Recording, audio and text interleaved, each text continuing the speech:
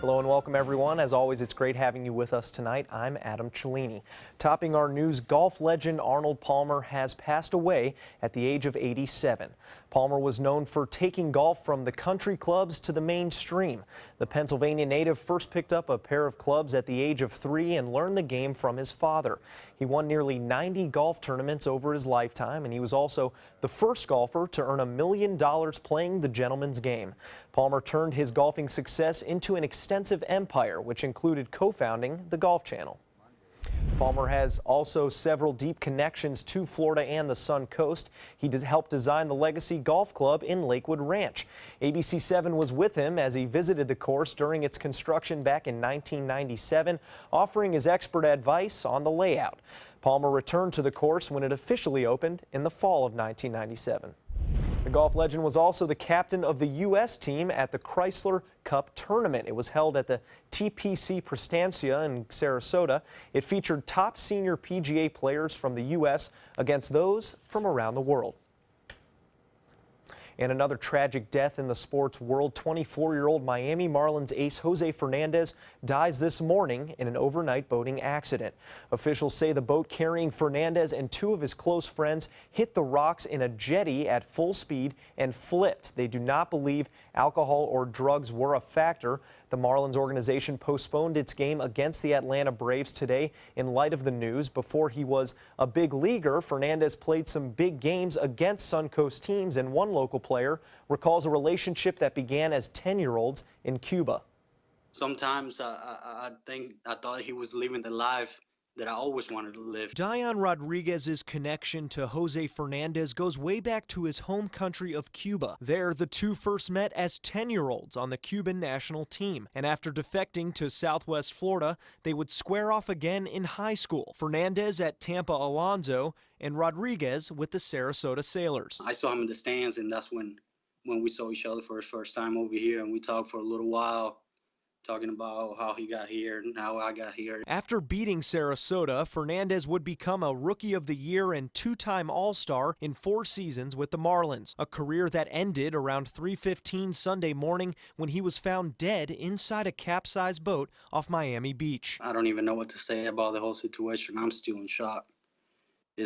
I still cannot believe it. It's gone just like that. The accident sending shockwaves through the MLB. All teams taking a moment of silence before their Sunday games. Some hanging his number 16 in the dugout. The Marlins game canceled as the organization grieved the loss of one of its brightest stars. When you watch kids play Little League or something like that, that's the joy that Jose played with.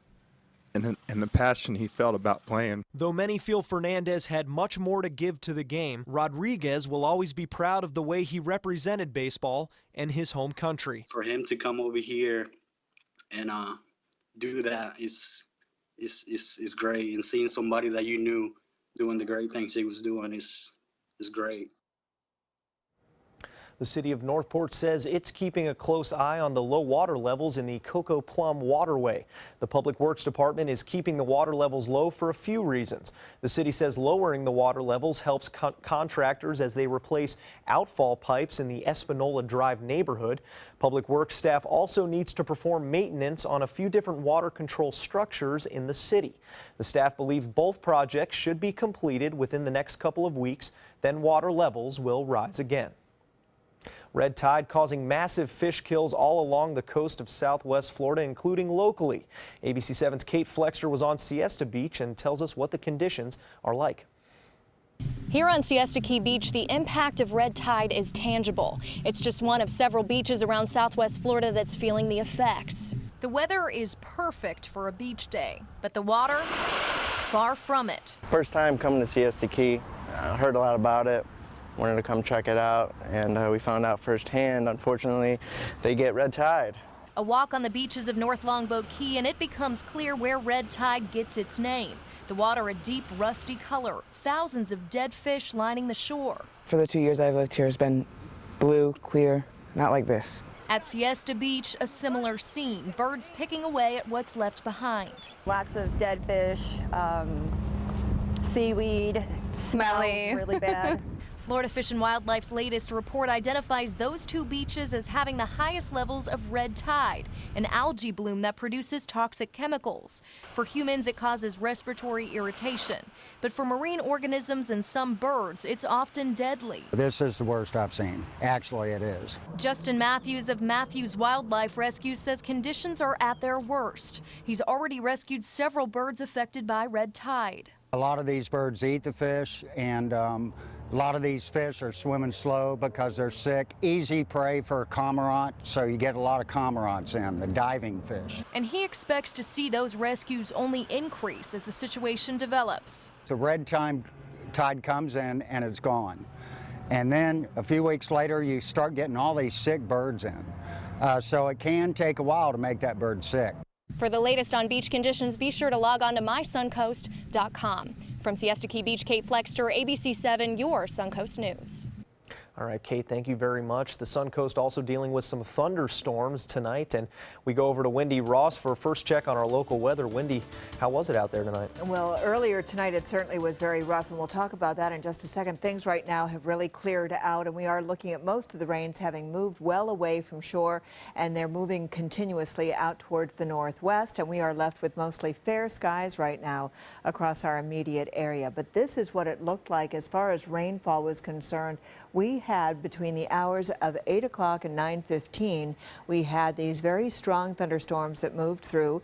It prompted severe thunderstorm warnings to go into effect over eastern Manatee and eastern Sarasota counties. And you can see the rainfall amounts just in this very narrow band snaking all the way down east of I-75 down through Charlotte County. And this was in that window of time from 8 o'clock until 9:15.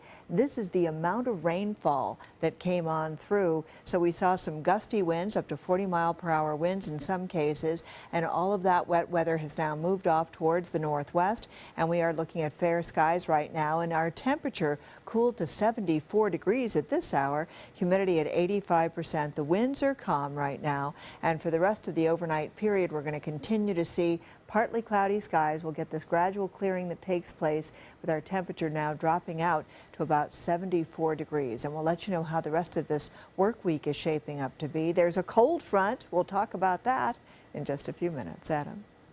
All right, thank you, Wendy. The suspect in Friday night's fatal shooting incident in Washington State will face a judge tomorrow. Authorities say Arkan Satine was apprehended yesterday after a day-long manhunt. 4 women and 1 man were killed at a Macy's store in Burlington, a Seattle suburb.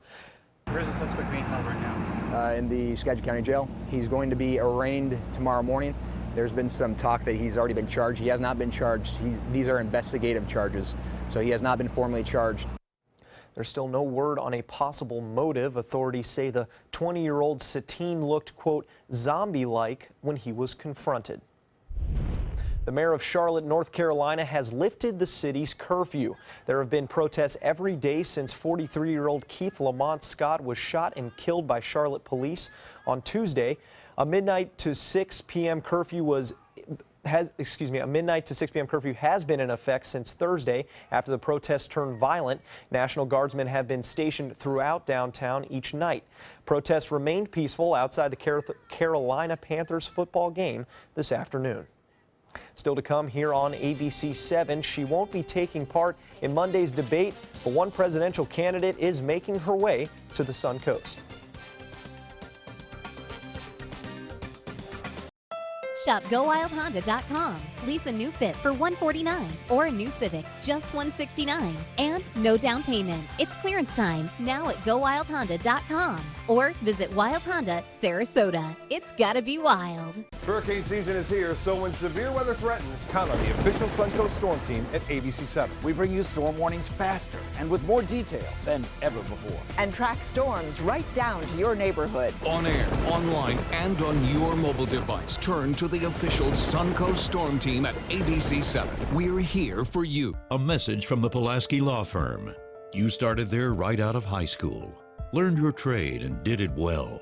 And the asbestos you handled, well, that was just part of the job. If you worked in the trades and were diagnosed with mesothelioma, get the best care available. Then call us. You may be entitled to financial compensation without ever going to court. Call 800-236-4994. And see how we can help. Mesothelioma. Don't fight it alone. Get to Sunset Dodge Chrysler Jeep Ram in Sarasota today for deals worth celebrating during the Jeep Celebration event. Come shop the area's largest selection of Jeep Wranglers or check out a new Jeep Cherokee priced as low as $19,999. Stop by to see the stylish new Jeep Renegade starting at just $17,699. Or drive away in a new Jeep Patriot for just $14,999. Better prices, bigger selection. Go to Sunset Dodge Chrysler Jeep Ram in Sarasota.